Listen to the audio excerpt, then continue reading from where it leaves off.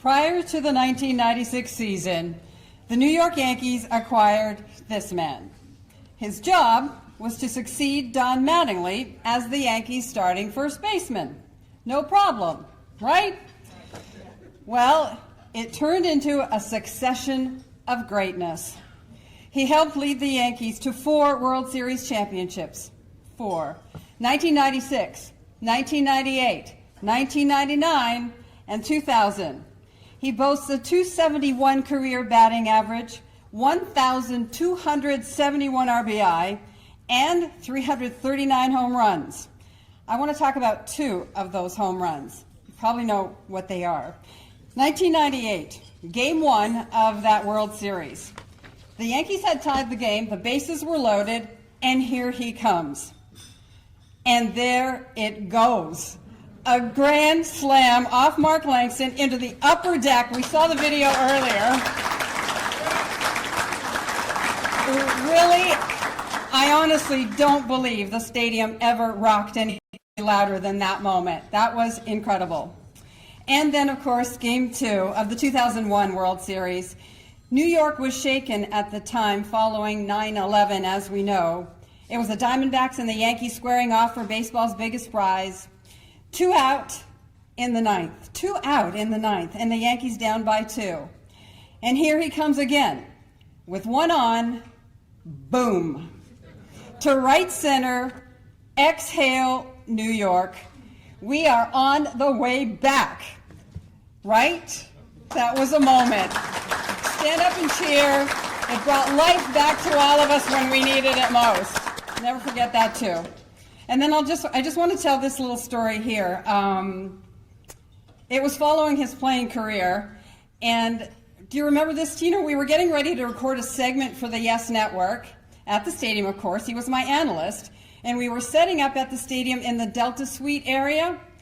The crew was setting up in the platform, the outdoor platform, and Tino and I were preparing just inside the glass. And all of a sudden, the doors open, and here comes a stadium tour, probably led by Tony Moretti, if you're here, Tony. Here comes a studio tour, rolling right by us, rolling right through. And, okay, you'd think those fans, those lucky fans, had spotted Harry Styles or the Beatles. They just weren't, it's Tino. So I'm like, okay, I've seen this before. So I just stood back, and I let everybody come on through, and he was amazing. He's just so gracious, accommodating every picture, every quick word, just a wonderful human being. He's a fan favorite for all time. Fans love him, and we do too. I am proud to induct the Bam Tino, Constantino Tino Martinez into the New York State Baseball Hall of Fame.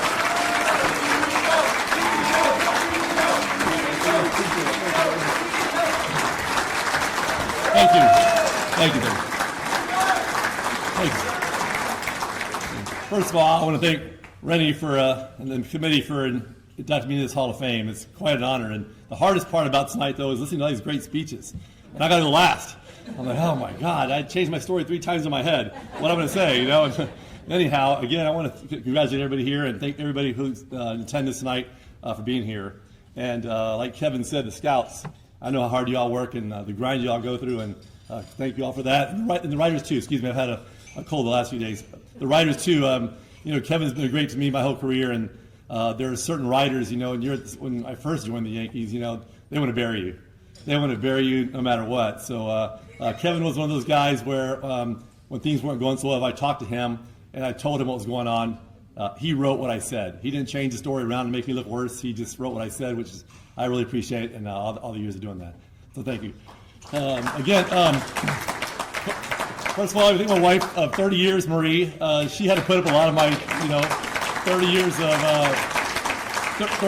0 for 5s. Well, not 30 years, but, you know, my career of 0 for 5s and the slumps and whatnot, and going home. And like Pag said, you know, I was able to go to the ballpark and just play baseball and let her, you know, take care of the house and stuff. And like he said, we'd go, you know, I'd be in Cleveland on a Saturday afternoon game, and we have a 1 and 2 year old at home, and she's pregnant, and I'm out after the game's over at Morton Steakhouse with the guys. having wine, a great steak, and this is great, I'm going, oh man, she's home, she's pregnant. Oh, I got to call her tonight. And I just kind of get home, and I'm like, what do I tell her? Hey, hope you got a couple hits that day at least. But I'd call, I'd say, hey, how's it going? She goes, oh, good, I'm a little pain here and there, blah, blah, no, whatever, not so much complaining. What are you doing? Oh, nothing, just got back from dinner, it was a real quiet dinner real quick, I'm just tired. I couldn't tell I was having wine with the guys and having a great time. It's all part of it, but that's the grind she put up with, and I really thank you for that, and to this day as well. And the kids, well, I have 3 kids at home. They're 29, 28, and 25, and they've been great, fantastic, and made great choices and made us proud, so I want to thank them as well. Also, I want to thank all the teams I played for, the Seattle Mariners, the Tampa Bay Rays, the Devil Rays back then, and the St. Louis Cardinals. But the reason I'm here tonight is because I played for the New York Yankees. If not, I wouldn't be in the New York State Hall of Fame. I had asked Rennie what the criteria was besides being a New York athlete, and he was telling me if you were born in New York and that kind of stuff, you're in the Hall of Fame. So I'm just going to focus on tonight the reason why I'm here. And one of the biggest reasons why I'm here is Lou Piniella. When I played for him with the Seattle Mariners, back when I was a young player in 1991, 92, and 93, I played really well in AAA, and every time I get called up in September for two times in September, I didn't play much. I just pinch hit once in a while, and I wasn't used to pinch hitting. I was playing every day, and I always go like maybe 0 for 10, 2 for 20 in my monthly stint up there, and I'd go back down. They didn't have much confidence in me back then. And then when Lou came and took over in 1993, when he got there, we went from a team that was, bottom dwellers. We were the worst team in the league. When I got drafted by the Seattle Mariners in 1998 out of college, I didn't even know who played for the Seattle Mariners at all. Ken Griffey Jr. wasn't there back then, and I hadn't talked to the Mariners scouts, and I'm like, man, I don't even know where Seattle's at, So anyhow, there was a terrible organization. The way they ran it, the players were just, playing for themselves. There was no team effort there, and I wasn't used to that. I was used to, playing a good college team. I played in the Olympic team in '88. We won the gold medal, so I know what it was all about to have a team that plays together and works together and wins together. It wasn't happening there in Seattle. And then when Lou got there, Lou came in and he was like, we're going to turn things around. We're going to turn things around starting this year. And he started getting rid of guys that didn't want to be there and trading for guys like, Dan Wilson's and, certain guys that were just gamers, like, Pags would know, just gamers that played the game the right way and played hard. And Lou really taught us how to win. And he taught me to really how to make adjustments as a hitter in the big leagues. I was, like I said, I hadn't played much when I got called up. So he told me, you're my first baseman. You're playing against righties and lefties. No days off. You're my guy. I said, all right. So sure enough, man, he played me every day. And there were days there where, I'm struggling and scuffling and stuff. And I'd come into the Kingdom, like Pag said, he was the best hitting coach he ever had. And he was a great mentor and a great hitting coach for me as well. There were days when I would, I wasn't playing so well, just, scuffling at times. And he's like, hey, come in tomorrow around 2 o'clock, in the afternoon before batting practice, before everybody gets there. So I'd go in there and I'd go into we had this little video room back then. Now video rooms are, big screens and all that kind of stuff and everything you can imagine, top notch. Back then it was a little box TV like that in the Kingdom with the VCR tape. So he would, he'd tell the guy, because Luke couldn't even do the VCR tape. He's like, Harry, come here. Push play here. And he'd play it and says, see what you're doing? See what you're doing? And I'm like, yeah, rewind. Then he'd stand up and he's basically there in sliding shorts. So we had, with the uniform, you wear sliding shorts, basically, and then you put your uniform on over all that. And Lou's just there with the sliding shorts on, no shirt on, smoking a cigarette. See? And he gets in his stance. See? You're wearing skin, see? And I'm going like, I laugh, and he's dead serious. He's smoking a cigarette, and I'm just watching this video. He kept me for 30, 45 minutes. Until I figured it out. And you go, all right, let's go on the field and work on it. We go on the field for an hour before batting practice, and he really worked hard for me to be a better player and make me the player that I became. And then comes 1995. I had a great year in '94. I hit 20 home runs. I got hurt my knee late in the season. And then 1995 comes, and I hit 31 home runs. We had a great team. We finally came together. Lou got through to all of us, and the city of Seattle as well. And we just had a great year, beat the Yankees that year in the playoffs and in the division series in the Kingdom. And, we lost to Cleveland eventually to go to the World Series. So that off season, I'm thinking, I hit 31 home runs. I'm 27 years old. I'm going to be in Seattle the rest of my life. I'm going to get a big contract, and this is it. So I had no idea. So I get back home to Tampa in the off season, and back then there was no ESPN like it is now. All the rumors, the MLB networks, and all that stuff. Back then it was you read the paper. There was no ESPN was just starting up, I guess, whatever.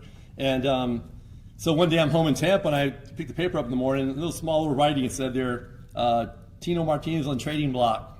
And I'm going, what? Because nobody calls you. You don't hear anything. Nobody calls you. I'm like, man, I just hit 31 home runs, and I hit 290 something. We had a great team. We got a great young team coming back. I'm getting traded, and so that was it. I let it go. I didn't hear anything else. And one day I see Lou in Tampa. He lives in Tampa, and I said, Lou, am I getting traded? He goes, I can't say all the words he said because, the GDs, F-bombs and stuff. We had a small market team back then. The ownership group was, I can't remember who it was back then. They didn't want to spend any money. And they had Kenny Griffey Jr. and Randy Johnson, Jay Buhner. All these guys had big contracts at the time, so they couldn't afford to take me to arbitration at the time. So I had to trade myself and a few other guys. And so Lou said, I said, well, Lou, where am I going, do you know? And he goes, I don't know. It's the Yankees want you because Donnie retired.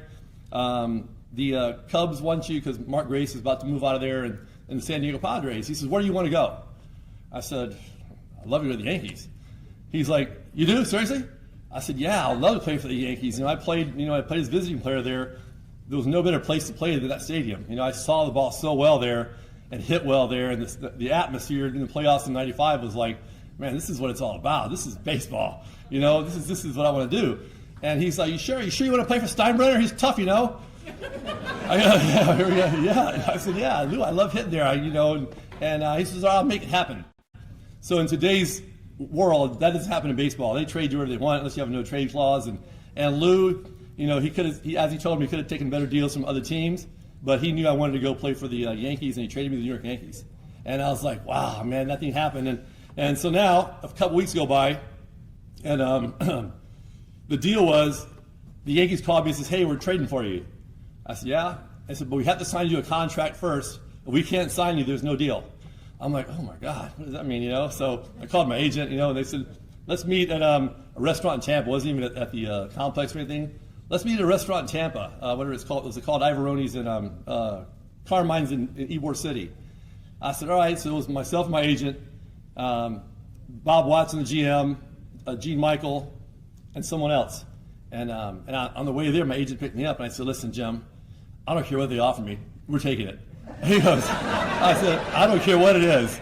I said, if it's 3 years or more, I'm taking it. So don't mess it up. I don't care how much it is. I want multiple years. All I want. I want to play in Yankee Stadium. So we got there and stuff, and I was nervous as heck, man. I'm sitting there, and they broke out the yellow legal pad. And the yellow legal pad, the page is there.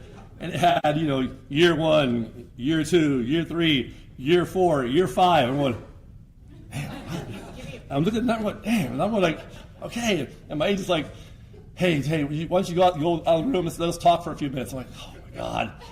So I walk out to an outside area there, just sitting there going, I don't even know I had a cell phone back then. I wasn't even sure. And I'm going, what's he doing? What's going on? And so I get back in there, and they wound up giving me a 5-year contract, and the whole night I was like, yes, unbelievable. So I was so excited. And then, like Ray said earlier, I never put the Yankee hat on that off season. I've never looked in the mirror in the past and with the mirrors and check my hat out and stuff. I just get dressed and I go play. And so I did put a Yankee hat on the whole entire off season. And spring training came, and I still didn't want to put that hat on because we weren't in the pinstripes. We wore the batting practice tops for the games and stuff like that. So not a big deal. But so my first day of spring training, Kevin knows it. I didn't realize the media, the amount of media in New York or for the Yankees. In Seattle we had 3 writers. There was the Seattle Post-Intelligencer, the Tacoma something, and the something Times. And that's all we had after a game. 3 guys. Hey, it's talk about the game. It's over. You got out of here. First day of spring training, there's like 50 guys there. I mean, microphones over the backs of them and stuff. And I'm like, there was no press room or nothing like that. I'm like, oh my God, what are you gonna do if you struggle early this season? What are you gonna do if you struggle? And I'm going, oh, I'm just happy to be here. I'm trying to play. The fans love Donnie every day. I'm like, oh my God. So sure enough, we start that year. I had a decent spring training, and we start that year on the West Coast. We flew from Tampa to play the A's, Angels, and the Mariners. 3-game series, so 9 games before you get back to New York for opening day in '96. And of course, I got 3 hits, maybe 2 hits, and I was 3 for 30 or something. So when that board says 100 out there in the field, you go, I hit 100. So anyhow, I go, gosh dang. And of course, the media is going, hey, you're not doing so well. You go back to New York. What kind of reception do you expect? I'm very good, I guess. I don't know. I have no idea what to expect. So that day I got to the stadium and I went to the ballpark, got dressed, had my pinstripe jersey on. Of course, I went to the mirror to check out the pinstripe jersey and stuff, whatever. And I'm like, okay, this is real now. This is happening. And of course, this day it's snowing. It's the first, I don't know if you remember opening day that year. It's snowing, and we played actually on opening days in through the snow. But I'm thinking, okay, we're going to get canceled. Give me a break, another day off to relax. Nope, we're playing. So sure enough, when they announced, the opening lineup, you run out the field, everybody's all pumped up about that, and they booed Joe Torre a little bit because he replaced Buck. Not too bad though. And they introduced me hitting 5th. The stadium, whoever was there, boo! Like 55,000. I'm like, oh my God! Snow. I hope it snows harder. Let's hurry up, snow. Well, anyhow, I went 0 for 3, got booed every time, and in the snow, it was just you kick salt in the wounds, I guess you call it. It just snowed on me and stuff more. But eventually, as I got going there, as time went on, we obviously had a bunch of great teammates on the team that were like, dude, you can hit, man. It's just a matter of time before you get going and just relax and play. And once I was able to start relaxing and playing, hit the ball the way I could, I just took off. But it was so frustrating because I felt so good those first month of the season. And Roger Clemens not getting me out, and those guys, I'm talking about the 4th and 5th guys that throwing fastballs down the middle. I was just popping things up. So once I got going, I came back to New York around June or July. We were in first place. The fans started, taking to me, myself, and the whole team, and knew we had a good team. And from that point on, it was like the best time ever for the next 5-6 years. So that's the reason why I'm here, because the fans, you guys are amazing. And I think Pags would tell you that before that, years before that, when the teams were struggling there, the stadium wasn't as packed as it was. And once we started winning, they started at 55,000 every night for 5 straight years, and it became a place where everybody wanted to play. I mean, you're on first base, and some guys went, hey, I want to play here one day. I want to play here. I go, I know, this is the place to play. So thank the fans. I want to thank you guys for making it what it is.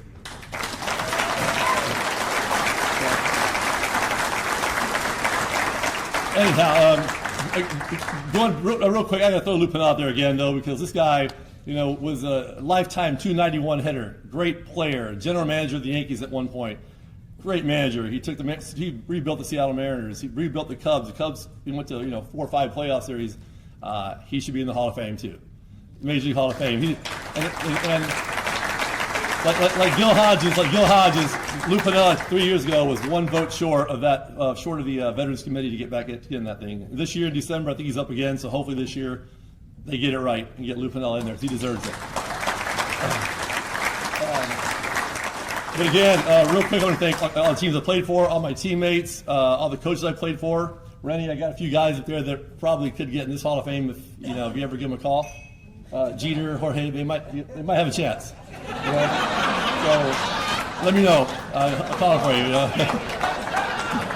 But anyhow, thank you guys so much for having me here. I'm honored to be in this Hall of Fame, and have a great night.